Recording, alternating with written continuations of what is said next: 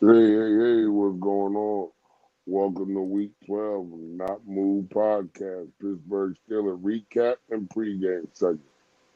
I'm Coach Comet with my right hand man, Dog Face Gremlin, and we going to get right into it. Grem, we got to deal with my worst fear. Mason Rudolph has been named the starter. Yeah, Aaron Rodgers out today, as named earlier this morning. Mason Rudolph is definitely going to be starting the game. I'm not I'm not feeling as bad as you are, Coach. I know that this is your biggest fear for Rudolph to get in there and do what we have seen him do in the past. But I'll say this: this bodes well for us. And you and I talked about this. Last four Mason Rudolph starts, 4-0. Four touchdowns for Mr. Mason Rudolph. So the team does play a little bit behind him. So hopefully we can hopefully we can get some of All, that all, magic all, today. yeah, all we can do is sit back, get our popcorn, and watch the show. Yeah, I mean, if this week's game, you and I didn't know what to expect last week, just given how the Steelers' defense has been so up and down. But the offense is really what you and I were worrying about. Well, our offense decided that they wanted to own the time of possession for the game, and that they actually, when Mason Rudolph came in those last two drives, got a field goal and a touchdown. Listen, I'm not going to lie. He played very serviceable last week. He played very serviceable. And the one thing I did notice is he looked very relaxed and confident, like poised, like he's been there before. So I don't know. He's gonna have to show me. 2 quarters ain't enough. it's not, No, not it's not enough to no, convince me. not at all. Two Not quarters is enough. definitely not enough. Not enough. Sorry, baby. Not enough. Well, I'm gonna what? I'm gonna need more. But what I did, I'm going to need a lot more. But what I did like was how it looked like they were getting Washington all acclimated into the damn offense a lot more. And I need to see more of that. This will be. We talked about this before. The way they used him last week, they got to use him twice as much this week because these guys are hurting in the linebacker position. Yeah, Tremaine Edwards is out and on the injured reserve. Tremaine Edmonds, sorry, I don't mean to disrespect him like that, but Tremaine Edmonds, he's out. He's on IR, as announced yesterday. So that frees up a lot of the middle. It's going to be it's going to bode well for Mason Rudolph, who likes to throw down the middle quite a bit. And plus, if Mason Rudolph wants to throw, well, this might be a good week for it. The Bears defense ranks 27th in total defense, and their passing defense ranks all the way down at 23. So, that's something to focus on as the Bears are in the lower quadrant here of the NFL. The only thing is their rush defense is serviceable, but you know, uh, I don't know, Coach. I think this is a good opportunity if Mason Rudolph, he's the type of guy who can stand in the pocket. He can sling it around. I mean, this could be a good opportunity for him to show what he's got. I mean, I hope so. I definitely hope so because he's had enough chances. He's had more than enough chances. He even had a chance this year. Or not, actually, no, he didn't. Rodgers was going to start regardless. Yeah. But I'm just saying he's had more than enough chances. I mean, when is enough enough? All right, can you play in this league or can you not? You know what I mean? We can't keep pussyfooting around. We Y- cannot. No. One thing I am worried about that's not going to be within Mason's control is the Bears have a very good rushing offense. The Bears' rushing offense is, I believe, number two right now in the NFL, only behind the Bills. And their passing offense isn't too bad either, 13th.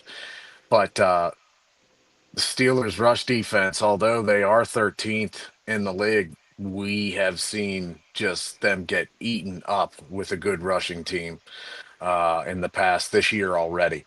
So that's something I'm really worried about on this defense. The amount of tools and weapons Caleb Williams has is something that they should not take for granted. Caleb Williams, yeah, he's a young starter and they're still a young team, but we've already seen this year how dynamite they can be, especially when Caleb Williams is making things happen with his feet.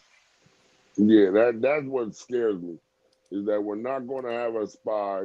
Everybody's going to have their back turned, and Caleb Williams going to hurt us bad like Trevor Lawrence did Kansas City. Yeah, yeah. And one thing the Steelers have changed in the last couple games that needs to be mentioned, why they were so successful against the Bengals last week was they're playing zone four coverage, and they're not just having the safeties be involved as like literal net safety nets like they did with Minka. They're actually getting the safeties more involved on coverage with this zone four coverage system that they've had to change to because as you can see, Steelers still can't really cover man for man. Nah, they cannot. Patrick Queen is such a liability in coverage, especially with a tight end. Yeah, and also, everybody likes to point to well, Peyton Wilson, he's leading the team in tackles. Well, he's also getting burnt a lot. He's Yeah, getting burnt in exactly. coverage a lot. He's getting burnt in second stage blocking a lot. And if you notice, a lot of those tackles of his are they're well past the line of scrimmage. So I'm not quite sure what to expect. I mean, I if they play similar to last week, I think the defense can succeed, but this is a different offense. This is a different animal than the Bengals offense. Yes, it is. They can hit you in many different ways. They got tight end, they got wide receiver, and Roman Doomsday. He's balling right now. They got Swift. They got Mufunga. Oh, not Mufunga. How you pronounce that brother's name? I'm no good with names. I'm just as bad as you are, Coach. But I I know who you're Mm, talking about. yeah. Uh, So they got weapons over there. They definitely got weapons over there. It's a game we cannot take lightly. Ben Johnson got them boys playing ball. So we're going to see yeah, what happens. I need a defense. I need a defense to give me back to back performances. See what I'm saying? We haven't had no back to back performances. I need the defense to give me the back to back performance. yeah. One thing that bodes well for this Steelers team against the Bears is the Bears have beaten the lesser competition so far. Most of their wins are coming off teams like the Cowboys, who are in the bottom of the league right now, mid to bottom, the Raiders, who are in the bottom of the league, the Commanders, who are going through a heck of a time with injuries this year, the Saints, who are in the bottom of the league. They've lost to Minnesota, which they avenged that loss this last week, and they've lost to Detroit, which we know Detroit is they're a heck of a team and still good offensively, even with Ben Johnson now coaching the Bears, and they lost to the Ravens.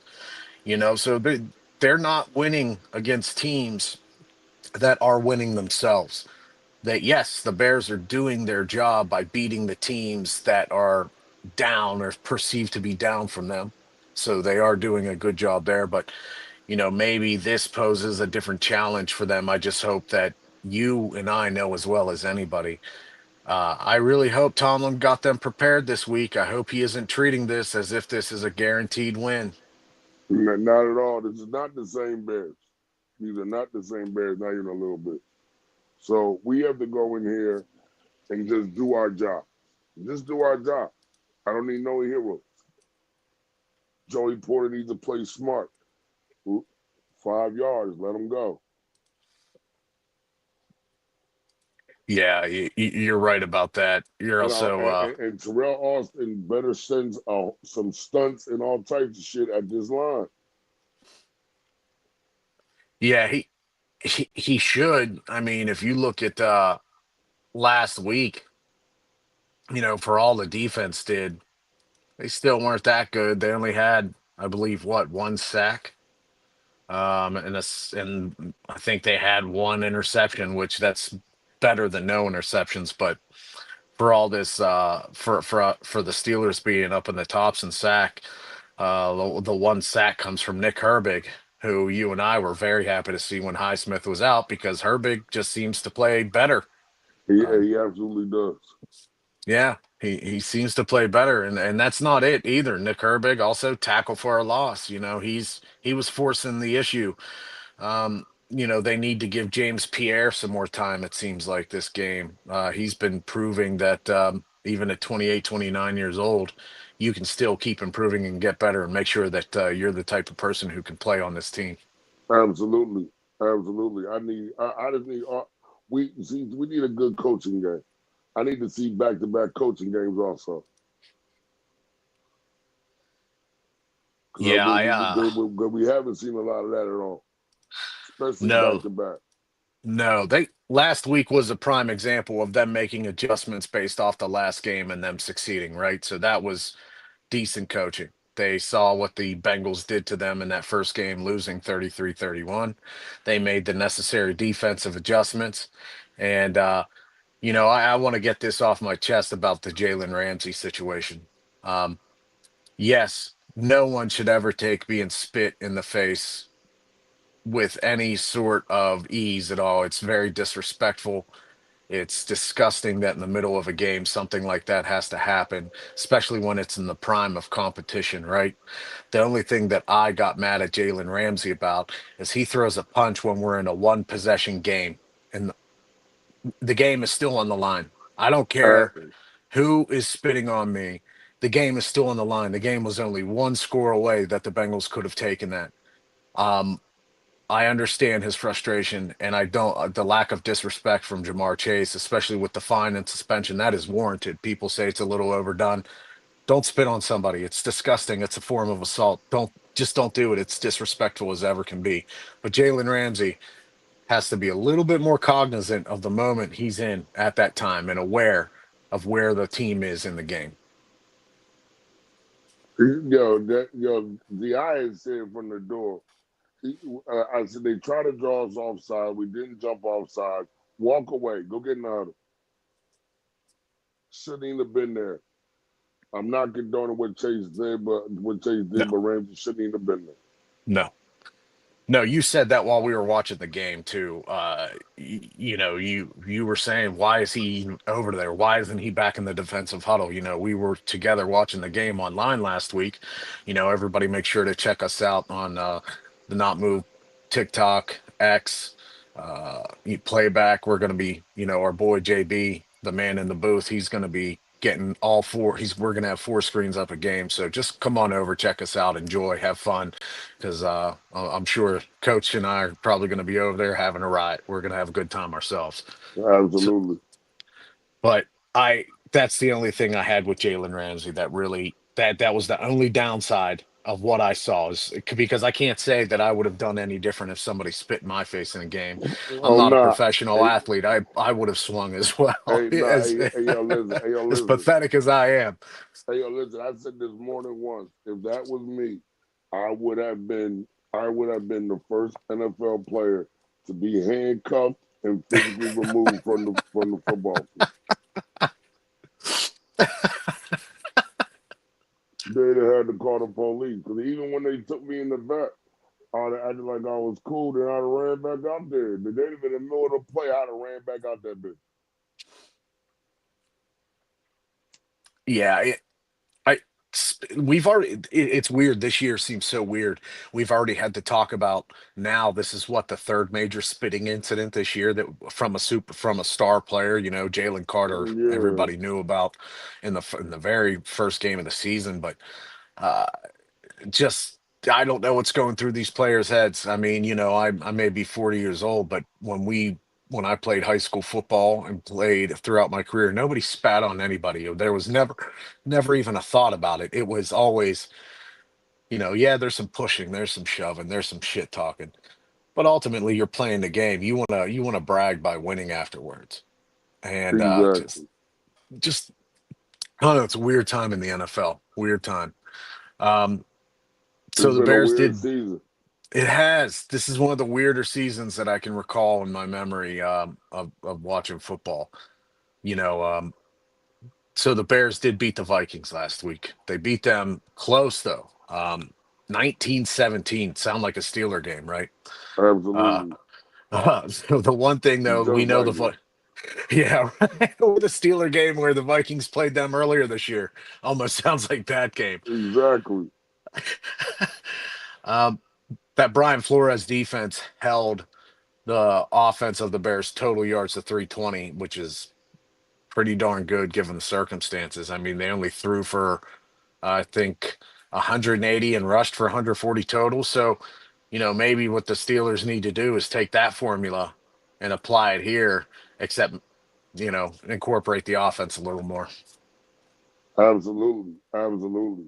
Because that's the one thing, too. We have to make sure that we shut down that run game and force you make Caleb Williams show us that he's the number one pick for a reason. You got to show me. That's Yeah, that's the key. yeah. No, agreed. You're 100% dead on. He was the number one pick. Well, let's go show my we're in the top 10 in defense. You know, you were talking about that rusher we couldn't Manungai, I think is how to say his name, or Manunjai. No disrespect, just not good with names. Um, the Vikings did a great job of limiting his yardage when he came in the game. They were able to pay attention to the game film and see that when he's coming in the game, he's getting his usage, and the Vikings were able to lower that. They only let him run for 23 yards. They only let him receive. They only let him get one reception. So, if we can keep, say, DeAndre Swift to another 80, 90-yard game and he's the main target, yeah, Monongai scored, but you can't sit there and tell me that the Vikings didn't do a good job against it. Right. Exactly. Yeah. Yeah. See, listen. If we can hold them to under 200 yards passing, under 200 yards rushing total defense, I'm happy with that. Yeah, I think the one thing that the Bears are going to have to do against the Steelers, which the Bears have weren't good at the last game, is they're going to have to get to Mason Rudolph. Um, the Bears had they haven't been very good at getting a lot of pressure this year. Um, as far as sacks and everything, they've got their middle of the pack numbers, but they're not the type of team. If they're rushing the way they did last week against JJ McCarthy, and I'm not saying Mason Rudolph is better than JJ McCarthy, but I am saying that Mason Rudolph will handle the pressure better than JJ McCarthy. If they bring that same rush game to try and pressure Rudolph, I don't see why Rudolph can't throw for 200 yards and at least get two touchdowns in. Man, if he does that, man, if he does that, I'll give him a pass until next week. I won't say nothing negative about him for a whole week. Uh, If, uh, if he can give me a solid game like that,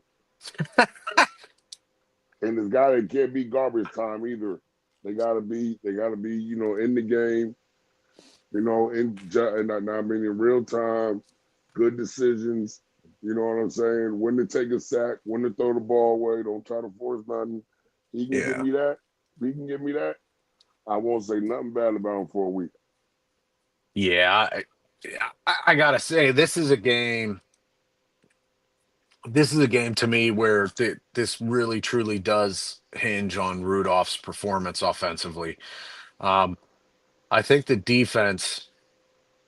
I hope the defense shows up. Um, for the simple fact that I'm tired of not seeing T.J. Watt impact games in the second half when it matters most. Uh, Exactly. he needs to step up big time. Cam Hayward, same. You're doing a good job stuffing the run, but my man, for all the hooping and hollering you had this season, talking about you want to be paid like a legend that you are, well, you and your 1.5 sacks need to step it up. Uh, Absolutely. I need some more pressure. I need all that. I need the yeah, same all pro performance you put on last season. yeah, yeah, Just um, like that, just to sum it up. yeah. There's there's no other way to say it. Uh, where's that guy at? It seemed like all of a sudden he got on his podcast and started demanding money, and he forgot that he was an all-pro defensive tackle in the game. Haven't Exactly. seen it. Haven't seen it. Don't understand it. Whatever. But he needs to show up. They need to keep Darius Slay off this team. Oh my Um, God, please do not let him come near the field. eh, last game you notice he didn't play, and you notice Yeah. because T. Higgins and Jamar Chase essentially before Jamar, spit on Rams, they got shut down. Yes, they did. Yes, they did. I don't know. I don't have the numbers in front of me, but yes, they did. Nothing compared. Well, I think Flacco only had 150 some yards. Yeah, so I got the numbers in front of me here. Flacco, 199, he had an interception and a touchdown. But, let's take a look at because I like to take a look at the targets and receptions. So, you know, Chase Brown was there. Well, for yardage, their main guy was T. Higgins, and he only had 63 yards. He was targeted 8 times and only had 3 receptions. Pretty good, Absolutely. and I believe he was mainly covered by Pierre. Correct me if I'm wrong, but I'm pretty sure Pierre had most of the coverage on him for the game. And then Jamar Chase, 3 catches for 30 yards, Yeah, I like that. shut down. Um, so the Steelers, they can play on defense for the secondary when When they they want want to. to, yes, yes. That's the problem. That's the problem right there. Is when you give me numbers like that and I can't get them on a consistent basis. That's the problem. That is the problem right there. What all the numbers you just read out, we can't get them on a consistent basis. That is the problem. No, you're right. It's never consistent. It's weird to look at. You look at their yardage situations and you can see why they lost. They give up 267 passing yards to the Seahawks. You can't do that with their receivers. They gave up 396 to the loss of the Bengals, 295. Their main bulk of these losses is the passing game taking advantage of them. So yeah, consistency is key. And like you said before so many times, it starts at the top and trickles its way down. Exactly. Exactly. 100%. So what do you think today, Coach? What do you think is going to Like happen with this Bears Steeler game? my prediction, like I had said, was we were. I don't know what the score would be, but we win it on Boswell's leg.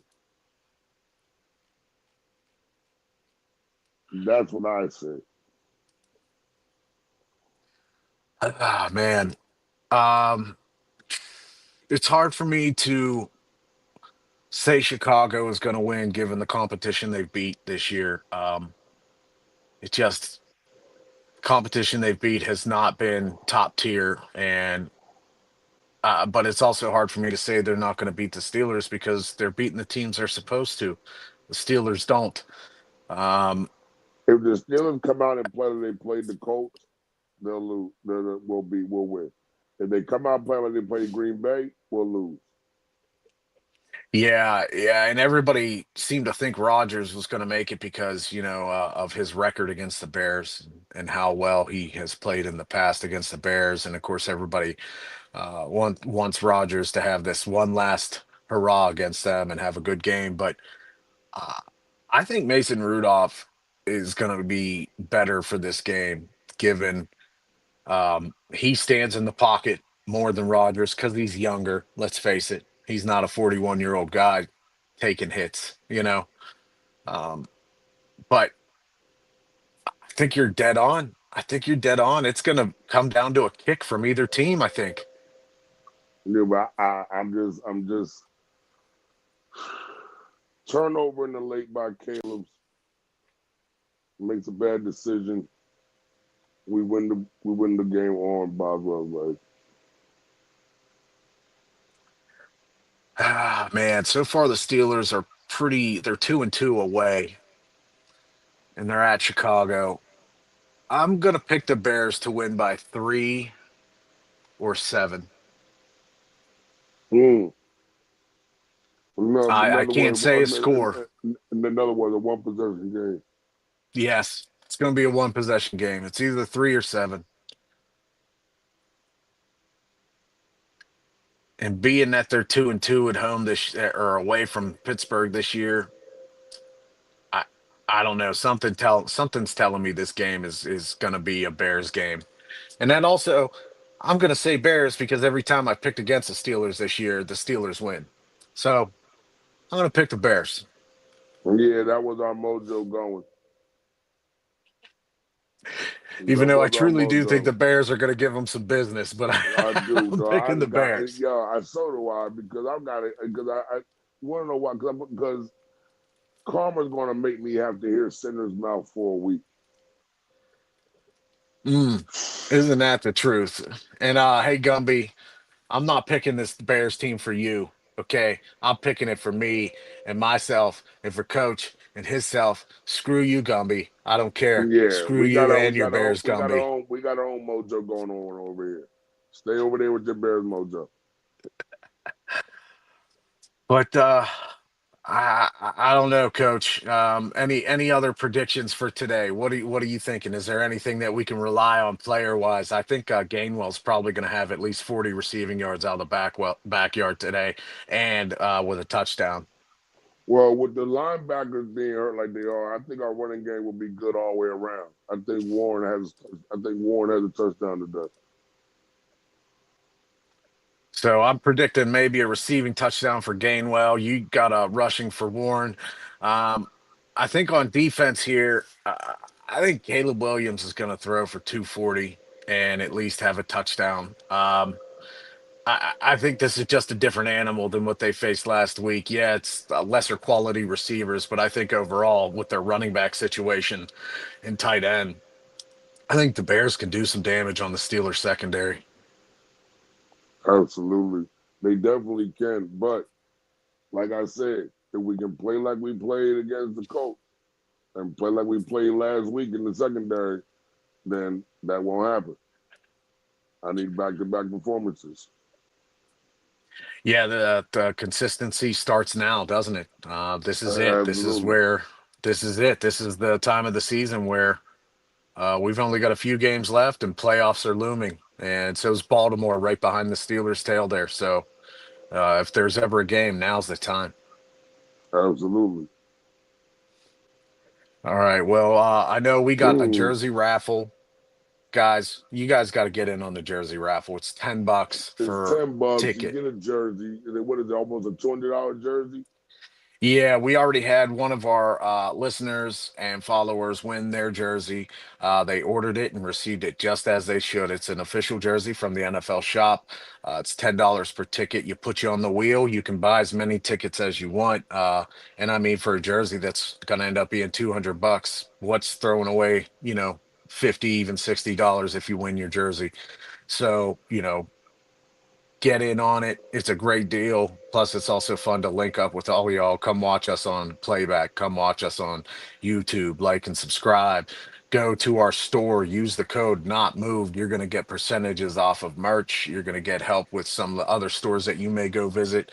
We're not moved, baby. We're just here not moving and giving you all the goods that you need. Absolutely. Yo, so for week 12 in the Pittsburgh Steelers pregame and recap segment, I am Coach Common. But to my man next to me is Dog Face Gremlin. And this is the Not Move podcast. I'm 6'4", baby, 280. I don't move so easy. Not Move podcast. Lock in or log out. Strap up and wrap up and man, listen, I'm not feeling it today. We're not moved, baby. We're not feeling it. We're Not not moved. moved. We're Here not we feeling go. it. Later.